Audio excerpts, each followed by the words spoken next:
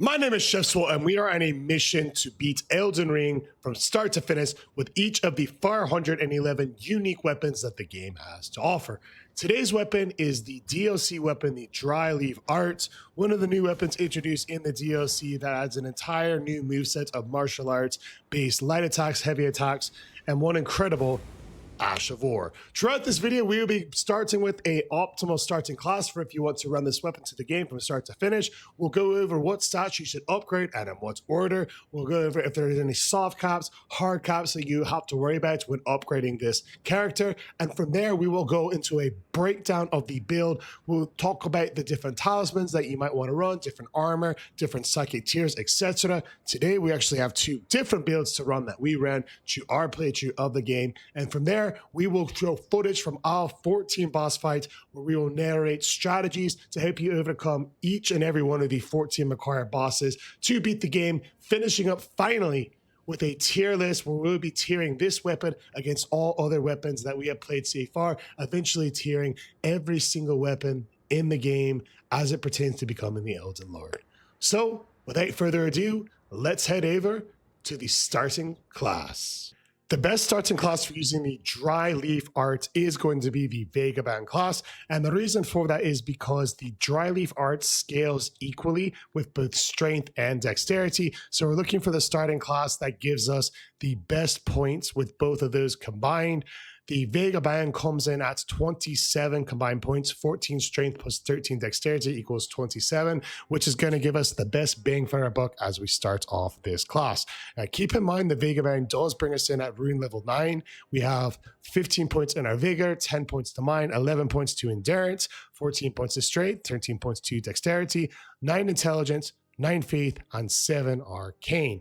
Now, when you're focusing on leveling up to this character, what you want to first do is actually get the mind up to around 15 to 20. I like to keep it at 15 and bump it up to 20 late game if we need it, so we can use our Ash of War a little more often. The next one I like to do is get our endurance up to 15, which is just going to let us attack more and roll when we need to.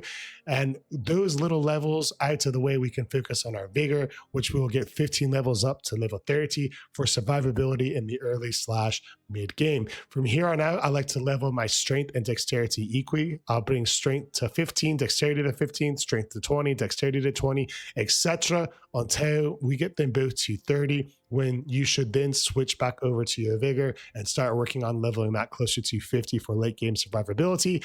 Any remaining points you have, just trade off with strength and dexterity, as this weapon does scale equally with both of them. So now we know what the optimal starting class is to do a full playthrough, what stats you should upgrade, and in what order. Let's get into a breakdown of the build. This weapon class has one of the coolest Ashes of War that I have ever seen with the Palm Blast.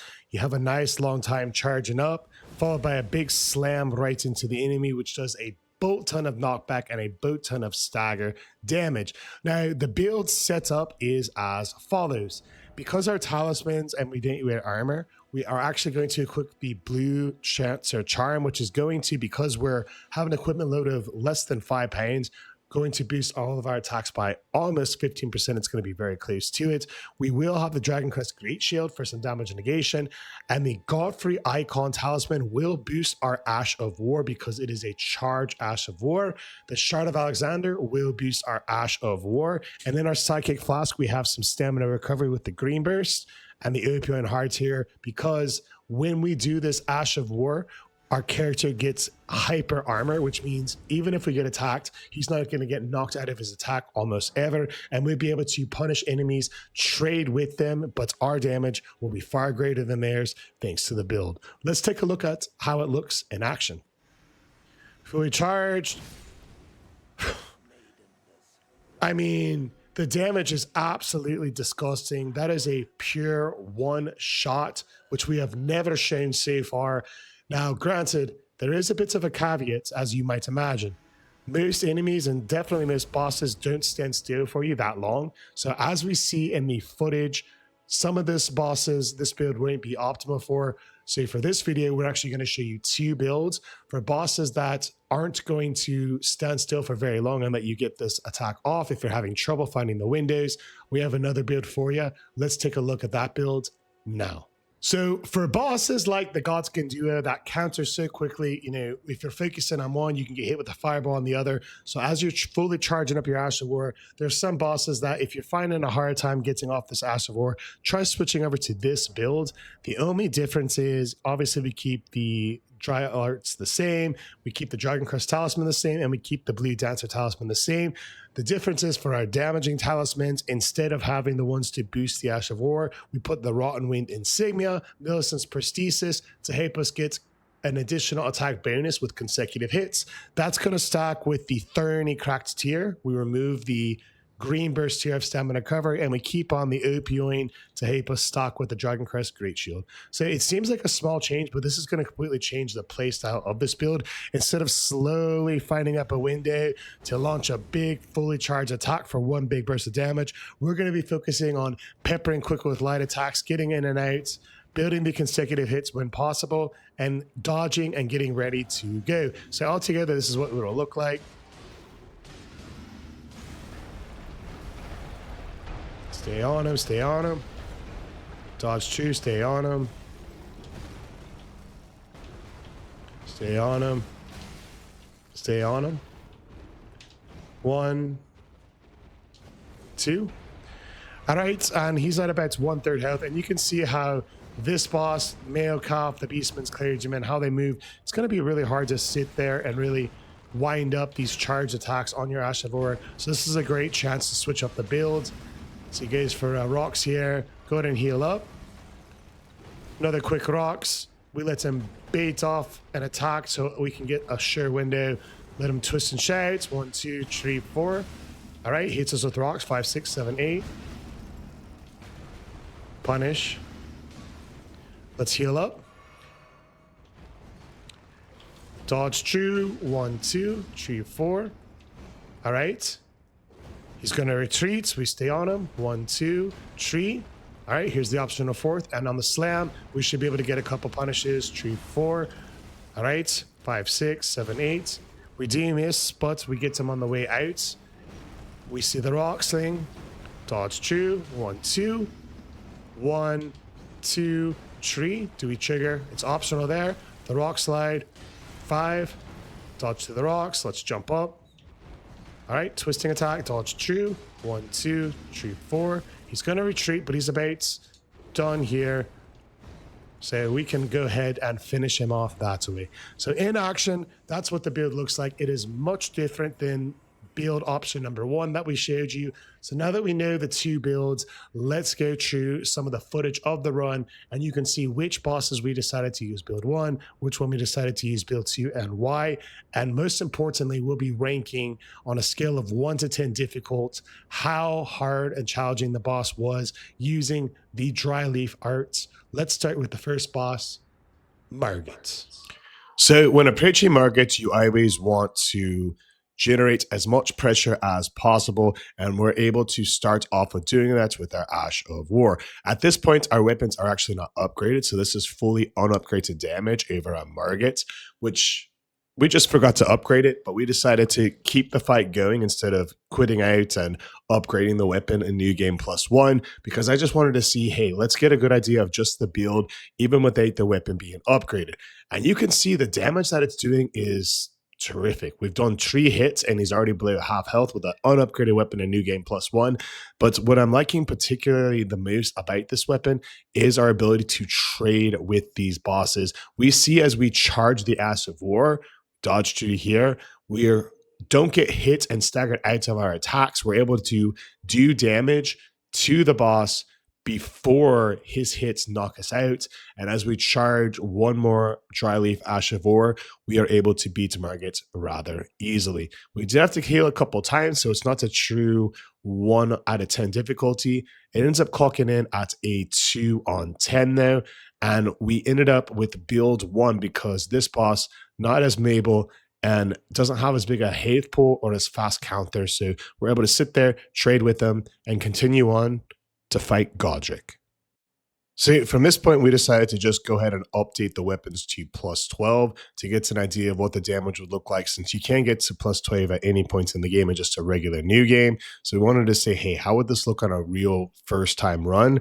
And that hyper armor, you'll notice, even though he hit us, we didn't take that much damage due to our build setup, our Dragon Crest Great Shield, our APA and hard tier. So as we sit here not getting knocked back, we're able to do massive amounts of damage as he's already transitioning over to phase 2. It's not going to be fast enough damage in order to get a KO before phase 1 to phase 2 transition ends. So I know it's not going to be a 1 on 10 by default of Godrick, but just the overwhelming amounts of damage, the stagger, the knockback that this does, Godrick clocks in at a solid 2 on 10 difficulty using the Dryleaf arts. Now, we decided to keep this build for a lot of the early game bosses. They don't get too punishing until really we get to Ghost Godfrey, and we'll take a look at what we decided to switch up from there. So that being said, we'll continue up to the castle. We'll keep this build for now and see when we need to implement build 2 and when these bosses counters get a little bit too fast to fully charge this Ash of War. All right, now the Red Wolf is normally the first kind of at least different boss, if not outright challenging, due to how much of a glass cannon it really is. Very mobile, high damage output. So I was very curious to see, hey, are we going to get some open windows for this Ash of War? That's definitely one, is leaping jump attack. And you see, we are able to, in a single hit, go below half of his damage when we're able to get it fully charged. And the damage and stagger potential of this weapon is just out of this world as we get to another window, but we don't quite get it without being hit, but we do get him down after just taking 2 hits of damage. Not hitless, but honestly, that's the purpose of this build, using the hyper armor to be able to trade. Difficulty-wise, the Red Wolf using the Dryleaf arts ends up being a 1 on 10 difficulty. It was a 2-shot knockout, and being that that boss is a bit of a glass cannon, I was very optimistic to see, hey, how is this boss going to handle the Dryleaf arts, the boss Rennala, and the next boss. So let's head upstairs and see how she does. As always, the difficulty test for Rennala to see if we're going to be able to get a 1 on 10 difficulty is, of course, not dying. And secondly, during phase 1, we need to get her down in 1 cycle. The weapon should be doing enough damage to 1 cycle her to make the fight a 1 on 10 difficulty. So we pop our Ash of War and we see, hey, we're right at about 25%. It's going to be a close call to see if we can get her down. As she starts heading up here, is it going to work? And we do get it off. It is a 3-hit knockout for phase 1 Rennala. Phase 2, we're going to have a few other things to look out for besides just her standing there on the floor. Her magic attacks are going to be engaged. She will be mobile. She will be running away. So let's take a look, and we see immediately that big knockback, and she barely escapes the stun lock trap. So because she did escape the stun lock trap, we're going to have to chase her back down again. And the idea behind this build with this knockout potential, as she gets her hyper armor of her own in the moon to avoid the knockback, but we've hit her twice and she has about 40% health remaining. This build is absolutely disgusting when it comes to the Moon Queen. And we do need to play it a bit safe here. Nothing to do with the weapon at this point. She got away from us using her Moon's hyper armor. So we had to back up. And then when we did, she decided to summon. So again, here, we're just looking for a window as she gets another summon before we're able to clear the distance. And this one is the troll. We know the troll will chase us. And really, at this point, I'm just hoping, hey, there we go. We get the backup. We can get some distance between us. And we decide, let's tank this magic with the hyper armor, see how it does. We knock her down. And before she gets a chance to get another summon with our 4th Ash of War, we take down the Moon Queen. Difficulty with the Dryleaf arts, a 1 on 10. I was very curious to see how this boss would go because sometimes its punishes can be quite quick. That being said, at the start of this boss, he does sit there and let us get a free hit in, and we are able to get a second one before backing out. And again, this build 1 is all about the ability to trade with bosses and use your hyper armor to make sure you're getting that hit in. As we see, we get another one in right here. And I'm thinking, hey, he's probably about to go lightning mode, but he hasn't quite yet. So we're going to dodge a couple of his attacks, charge up another fully charged Ash of War, hit him here, and then we are going to try to be greedy and knock him back, but he does manage to hit us, so he does get us with the punish. We were about to frame away there, and I'm looking and assessing this out at this point and thinking, hey, this can definitely work. We might not be able to fully charge it every time, but we're going to continue to find those windows when fighting the Dramatic Tree Sentinel with the Dryleaf Art of War. So right there, just some damage testing. We just did a not fully charged one, and obviously does significantly less damage, but we were able to get in and out without having to trade with the boss. So that is going to be an option moving forward as we continue to identify windows where we can hit them. And here we're testing it out. Good, grand. We are able to get another quick one as we trade with him again, dodging some fireballs. And we're looking for one of his windows where he does a running dive into us that we can then recover from and punish him with our Ash of War. We get one, we get two, we charge it up, and the weapon damage using this build, it really is worth it when you're able to trade with enemies like we did here. And as we get to him with a shred of health left, we see the true power of this build, being able to trade back and forth with these bosses, and we finish him off with a fully charged Ash of War.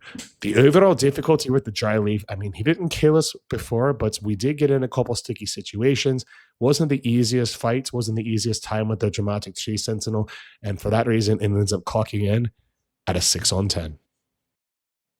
So the Ghost of Godfrey, he is going to be one of those bosses with very short windows to punish. I tried to get a mostly fully charged Ash of War in there, and we were hit with a harsh punish, taking away half of our haste. So the strategy for this boss is going to mix up slightly because of that. And you'll see as we search through a couple windows, I'm quickly realizing that build one isn't going to be the only build that we run against this boss, with many more coming out.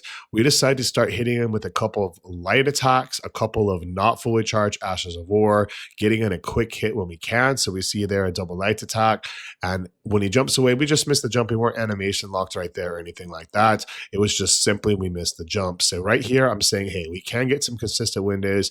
1, 2, 3, 4. That might be the way to go with this boss. Even though we don't switch over to build 2, we don't have the setup at this point. This is where the idea of build 2 came together, kind of mixing in some faster attacks, hitting them with your Ash of War, and dodging the windows for the bosses, and baiting out our safe 1, 2 jumps, 1, 2 jumps right over the rocks. And we will get to a safe distance here and assess, all right, he is at a certain point. Can we get a fully charged one off? No, that's going to be about as good as it comes with this boss. So the windows are going to be small, and it's all about staying on them. We want to stay on that left hip or right hip as you're looking at the boss, and try to bait out this attack. 1, 2, get behind him. He'll jump away, let you jump over the rocks, and let your stamina recover if you need to there. Or if your stamina is good to go, you can jump in with a jump attack and re-engage. 1, 2. Sometimes he has the optional tree, so we dodge that. We get a quick punish, jump over the rocks, stamina up, dodge through this, and we're trying to bait off that nice 1, 2 attack. Right here, we're going to be able to punish 1, 2, 1, 2. All right, no optional third. We get right behind him. 1, 2, dodge, dodge, optional third. There it is. Let's go. Another punish. He jumps away. We do just retreat, jump over the rocks, because we don't like to follow him into the corners. Really easy to get stun locked in there when all that happens. But from here, we'll just bait out his attack, a quick Ash of War, and another slightly longer charged one. And we're starting to come together with this idea of, hey, you know what? If we need it, I think that a build that is based off of fast hits and consecutive damage could work. We didn't use it here. We didn't have the offensive talisman setups that way, but the idea is, hey, you know what? This kind of strategy could work, and if we had some boosting items, it would work even better. That being said, even without the non-boosting items, the weapon itself, the Dryleaf arts, and the Ghost of Godfrey only came in at a 5 on 10. It did take quite a bit. We had a couple close calls. No deaths, average difficulty for the Ghost fight. Let's head up to the Omen King. All right, this Omelet Weasel is always a bit difficult, but one thing I will say about him is there are some windows where you can fully charge your attack. You have to be careful about his quick jump aways, and right here, we're going to be able to use our hyper armor to heavily punish him, and we see just one hit, about 15% damage down. We will heal up, we will trade, and we will think, hey, when can we get another hit on this Weasel? What are some of the winners going to be? The hammer slams are good ones to target. The spear trays, as we see right here, I know, hey, we're going to take a little bit of damage, but this is where the true beauty of the build shines. You will take some hits, you will take some damage, but you see with the hyper armor, you're able to not get backed out of your attack, and you're able to really get in a world to hurt before they come in. When the Holy Swords drop, we decided to test our luck and see, hey, is this Ash of War even going to hit us with the knockback of the Holy Swords? And it did. So as he transitions to phase 2, we did hit him again, and we get away before the AoE can take us out. That being said, damage-wise, we noticed that at this point in the run, the damage is starting to fall off a bit. So this is going to be a sign of things to come, because at this point in your run, you may want to consider a build that does a bit more damage and is a bit faster to hit, and we're going to get into that with the next boss. But for here, build 1 is going to get the job done. We are able to make sure that we get in a position to punish his attacks whenever we can. As he comes through with the double explosion, we're able to heal back up to full. Able to heal back up to full again. And now we're thinking we got 2 resources. We've got an Omen King at about 1/3 health. And then I see a hammer attack, making it a perfect window to get a fully charged attack. And we see we get about half of his remaining health down with that. We're going to roll through the grab, and then we're going to attempt a punish right here, which we do get off, putting him at about 1 hit to death. We are going to need to dodge out to there carefully, and at this point we notice, wow, this really did use a lot of resources. We'll dodge to the spear, we'll use the Ash of War's hyper armor to hit him, and we didn't charge it all the way, meaning he hang on by a thread. One more Ash of War will do the trick, and the Omelet King gets scrambled. Now, this fight ended up being a bit harder. Of course, we didn't have a death on him, so the difficulty can't be higher than about a 5 on 10, but it did take lots of resources, and it did take lots of timing windows in order to use this Ash of War and fully charge it. For that difficulty, it does end up in a reason of 5 on 10, and let's head up to the mountaintops of the Giants, where we will, for the first time in the run, have to change the build to build 2. So as we went over in the breakdown of build 2 is all about getting these consecutive hits off with our quick light attacks that this specific weapon, the Dryleaf Ash of War, brings to the table. So we see here in between his attacks 1, 2, 3, 4, 5, 6, 7, 8, the damage gets higher and higher and higher as Millicent's Prosthesis, as the Rotten Wings Insignia, and as the Thorny Cracked Tear continue to increase our attack. So the idea is we want to stay right on that weak foot there, his left foot or right, as you're looking at him, pound, pound, pound the attacks, dodge through his, and unfortunately, due to the RNG, we're having a tough time getting on top of him to punish. But no worries, we're able to get off yet again another free 8 hits, and he is just about halfway to second phase, just like that. So you hop on the horse, chase him down as he rolls away, and he's in prime position to really get a lot of punishment in. As he stands up, I'm hoping he's on top of the hill. We do get a bit lucky there as he goes for his light stomp attacks. We're going to keep wailing on him and relying on the consecutive hit damage. A little bit of annoying RNG as he puts down the tracking fireball at this point, along with his AoE attack. So it's a bit crispy around him. We'll give him a little bit of space. We'll set off the tracking fireball and dodge his flame attack and get right back under him. So with this weapon, the Dryleaf Arts, again, it's all about this build number 2, building up consecutive hits and letting those talismans, letting your psychic flask do the work for you and getting in and out with your quick light attacks. So right there, we're able to get off an immediate 6, 7, 8, 9, 10 hits. We're able to get to a save spot.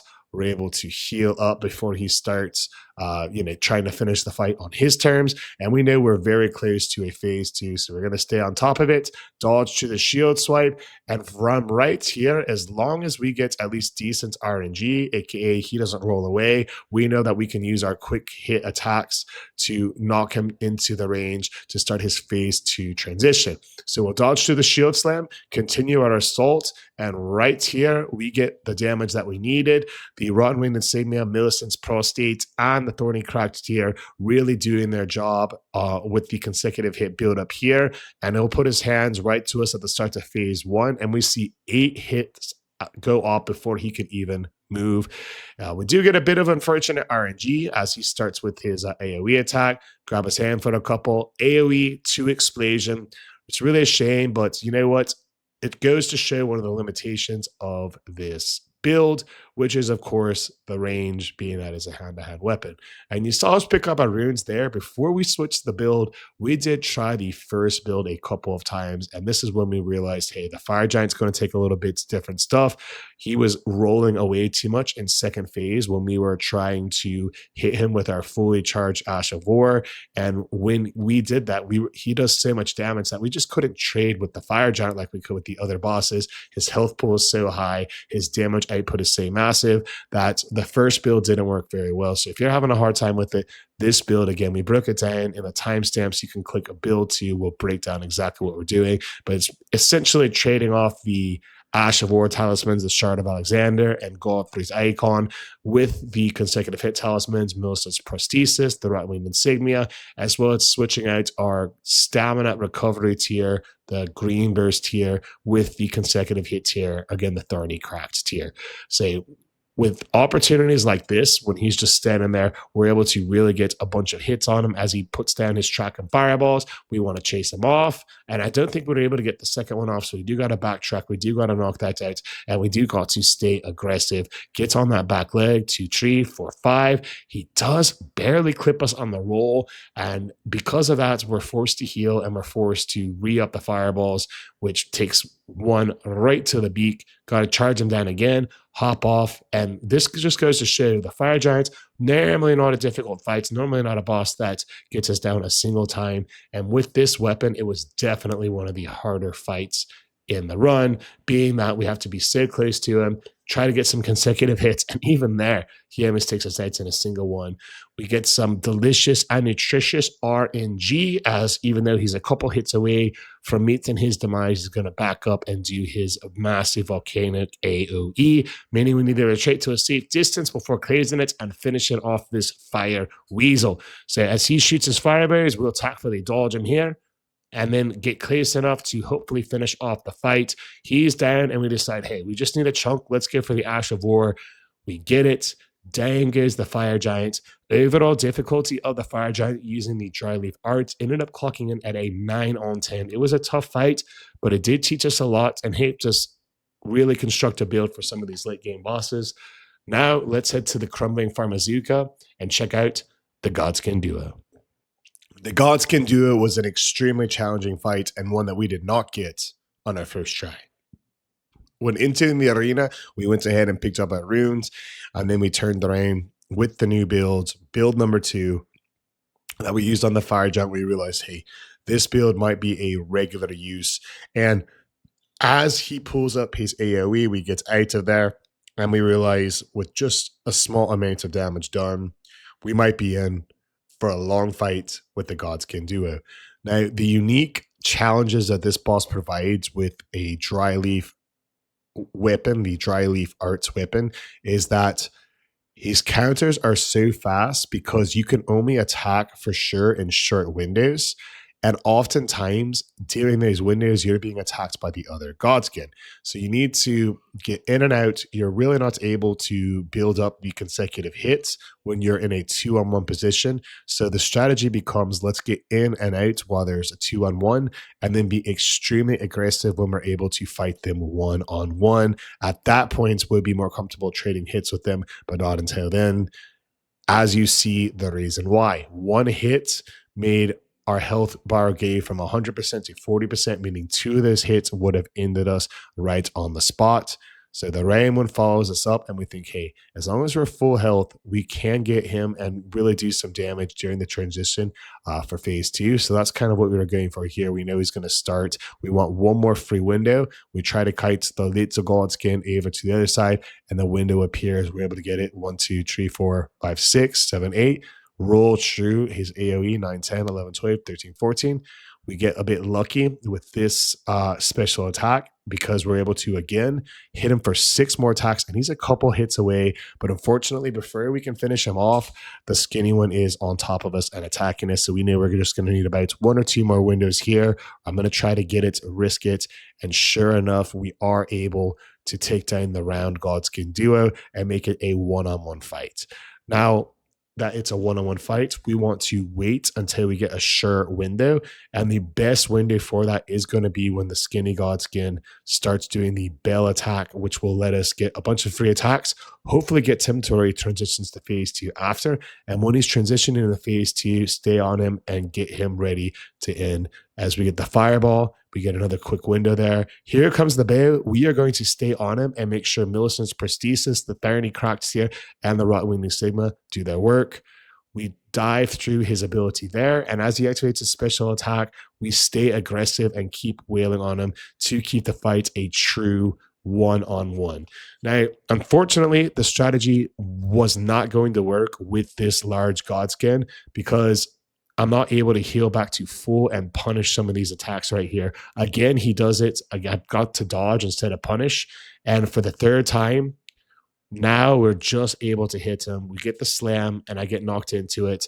And instead of really punishing like I should have been able to do normally if I hadn't missed the slam, I was only able to get off one attack, meaning we're basically back to square one. It is a true 2-on-1 fight again. We can hit him down. We can get him pretty close to second phase.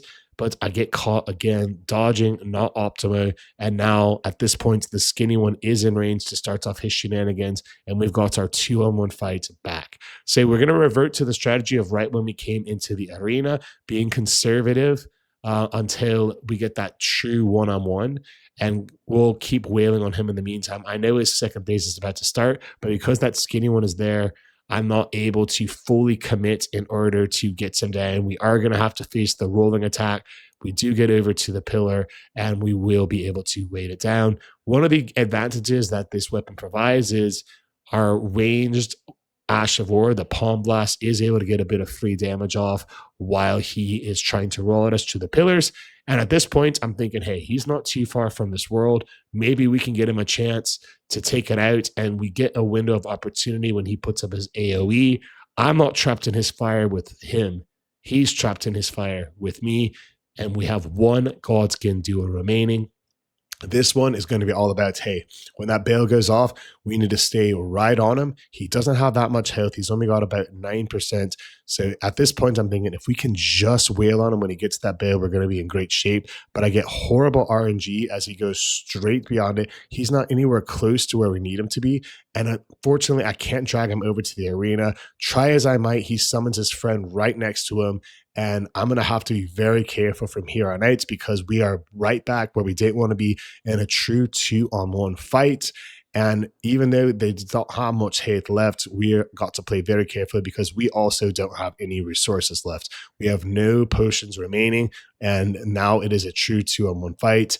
1 or 2 hits from some of these enemies can defeat us. So I'm waiting for a window. We get it right here. 1, 2, 3, 4. Down goes the Godskin, and after playing so cautiously, dying several times, we finally get the W. It was extremely challenging with the Dryleaf arts. Difficulty ends up being a 10 on 10.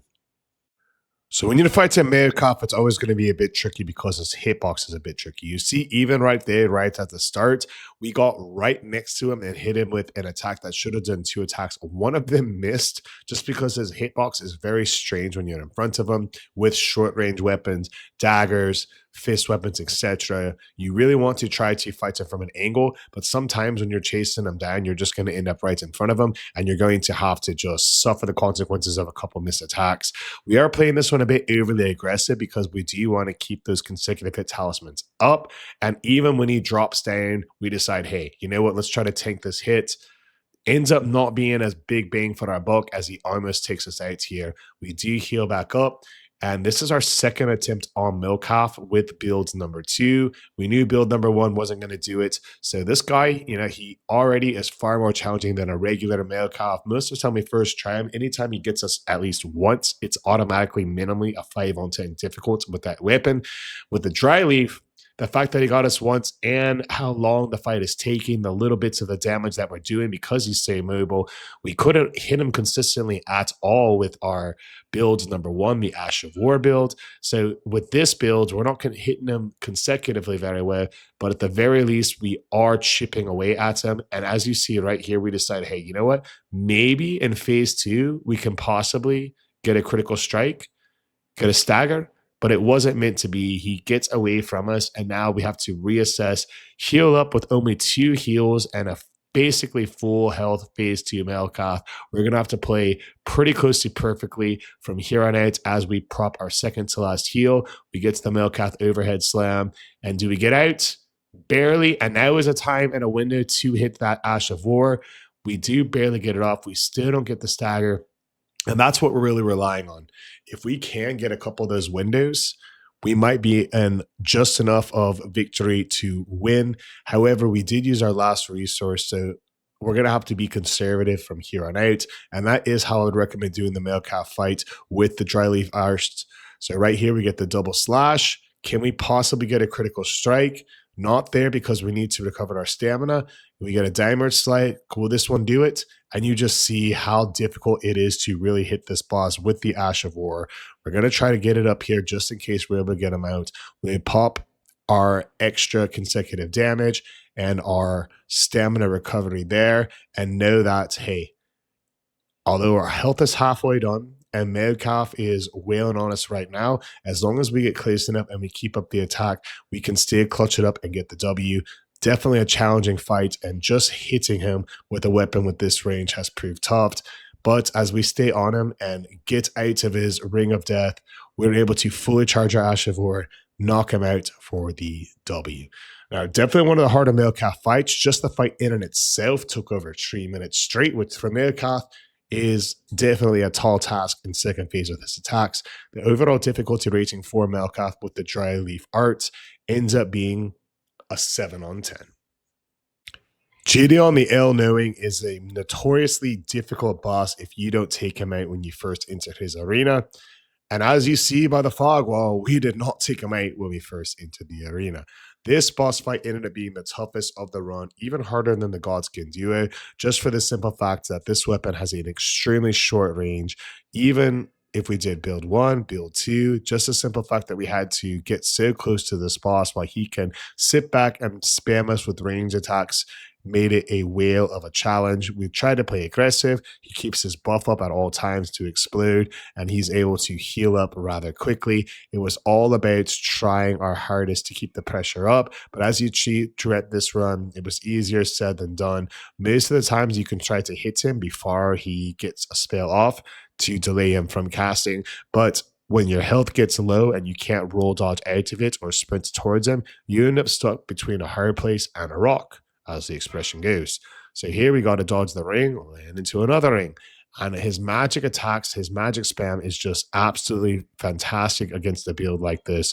We're able to get away from the Kamehameha and just barely get tapped by it. We got keeping the pressure up, hitting him with the 1-2, and from here we decided we got to stay high, health pull up, and jump him and spam him when we can. But whether it's his explosion buff or whether it's his magic swords keeping us at bay, anytime we get close to him, he's got an answer ready for us. And it is just going to be a matter of finding a window to be able to stay on him and to be able to make sure that we take him out before we lose all of our resources. We'll get behind the pillar here and barely get tapped again. We've got well 1 resource.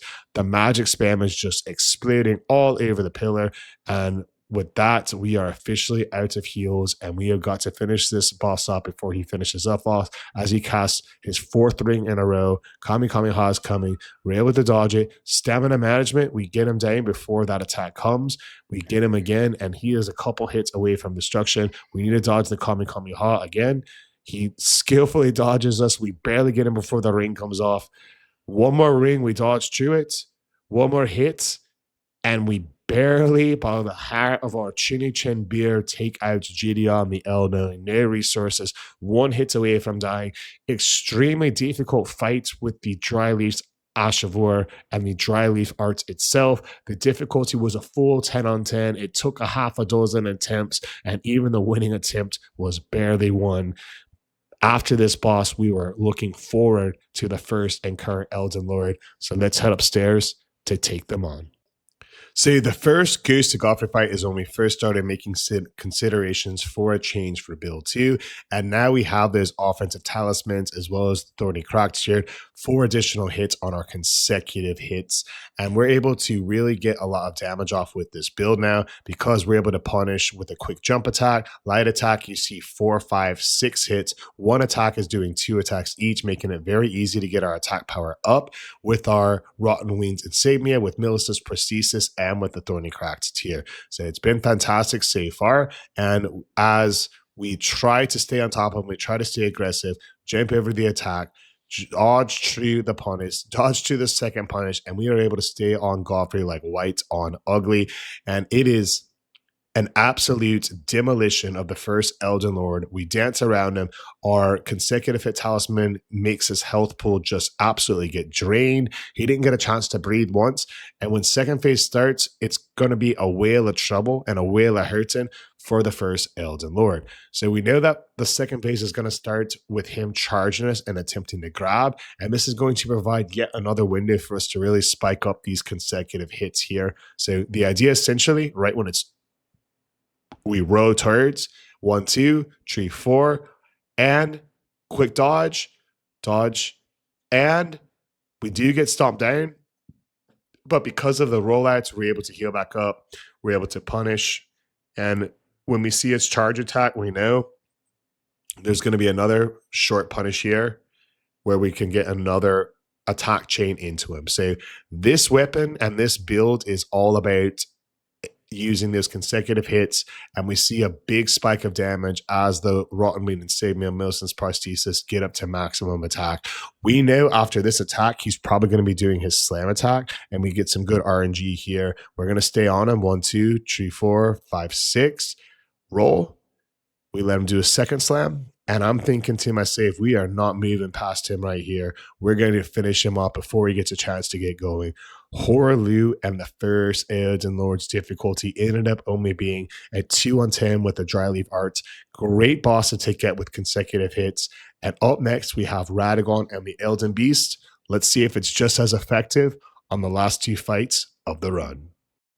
When fighting Radagon and the Elden Beast, you always want to pop your Psychic Flask right before you enter the arena, because he's going to stand here and let us get in some free consecutive hit damage. And as you see, we're able to get off a total of 6 hits through 3 attacks and gets about 15% of his health down right from the start. From there, we want to carefully choose our attack patterns, going on the open windows to punish Radagon through 4. We know that his stomp attack's coming. We punish it with a jump attack. We roll through this one and we pop a healing flask in order to stay on top of it so we can keep the pressure up. From here, we want to dodge the lightning, get out of the box, and think, hey, you know what? He's going to be coming with a dash attack. Can we punish? Not quite. Here comes a slam.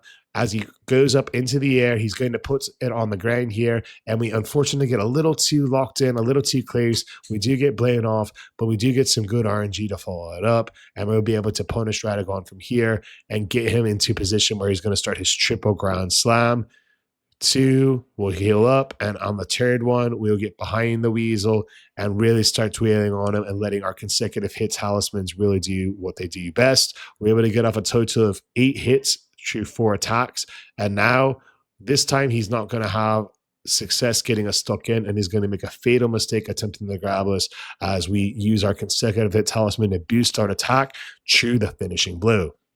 Now the Elden Beast is going to be very challenging because he is a big target, but the hitbox is kind of strange, a bit like Malkeith. So we really need to be on him at a certain angle in order to make sure all of our hits are hitting. One of the safe places to do that with the Dryleaf arts is to hit him from the back right around the tail area. So that's where we're running for. As he blaze fire, we're going to be getting off these consecutive hits. And you see when the talismans get up in damage, the health bar just absolutely melts.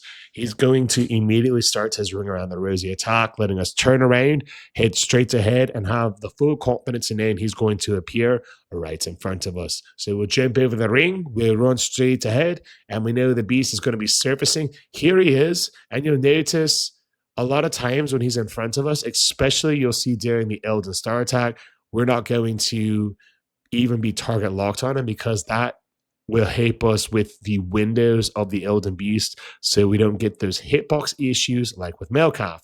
So here, he's going to try to attempt the Elden Stars. We on-target lock him, and we get close to him in order to get as much consecutive hits off as he goes away. From here on out, we want to hop on horseback, chase him down, because we know at this point he should be doing his triple ring around the rosy, and he is going to start doing that right now. So we'll turn away from him right away. We'll hop over the rings, 1, 2, and then the third one's the charm. We get out. We look for the Elden Beast, and I was a little bit off on where he'd come, so we do end up having to chase him down and get some good RNG with a melee attack here, letting us dodge right and follow forward with 1, 2, 3, 4, 5, 6. We are able to get off 3 hits on it as he comes through with a swooping holy attack, which unfortunately hits us, forcing us to full heal yet again, only giving us 2 resources left, with some terrific RNG right when we're in front of him for a massive AoE, letting us use almost all of our resources left, and we end up using that last one to get to full. But it's no worries, because he does get his melee attacks activated, followed up by an explosion. And if we play this right, we can end the fights right here with some consecutive hits. 1, 2, 3, 4. Down goes the beast. Radagon's difficulty ended up being a little bit of a harder one than normal, just due to the low damage output, having a harder time getting consecutive hits on him, except in very few windows. The Radagon difficulty with the Dryleaf arts ended up being a 4 on 10, and the Elden Beast difficulty with the Dryleaf arts equaled it, also being a 4 on 10. Now that we've gone through all 14 mandatory bosses and given them difficulty ratings with the Dryleaf arts, let's head over to a tier list and see where it ranks. The average difficulty rating on a scale of 1 to 10 for beating the 13 mandatory bosses to become Elden Lord using the Dryleaf art ends up coming in at exactly a 4 on 10, making the Dryleaf art an alright choice to become the Elden Lord with. The 2 builds that we went over today do allow for a lot of flexibility without having to go and respec the build all of the time. And what really gets you is the poor attack speed of build 1, and then the extremely limited range of build 2. That overall limits the weapon's true potential, and it's better in this game in Elden Ring to be great or to specialize in one thing than to be alright at 2 or 3. This weapon has alright at busting Stagger and Nocturne with build number 1, utilizing the Ash of War, and it's alright at consecutive hit damage with our consecutive hit talismans and the fast moveset of this weapon. So because we have a couple of alright builds, this weapon goes firmly in the C tier, so far the bottom of the C tier. What do you think about the Dryleaf weapon? Do you agree? Do you disagree with the tier placing?